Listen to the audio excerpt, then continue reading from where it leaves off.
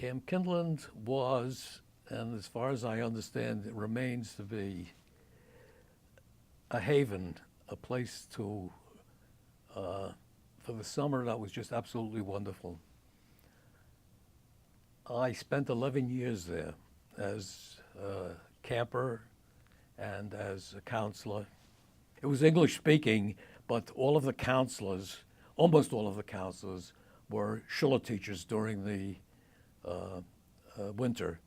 And so they spoke Yiddish to us primarily, but we mostly answered in English.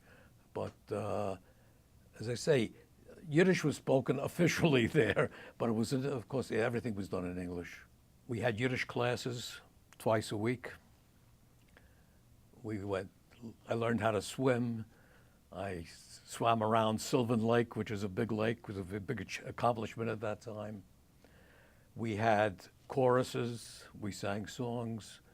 I acted in plays. I brought along some CD-ROMs of pictures of Camp Kinderland that show some of the plays that I was in, which were done completely in Yiddish. And it was a joy to me. As I said, I became a counselor there and worked there up until almost the time I went into the Army.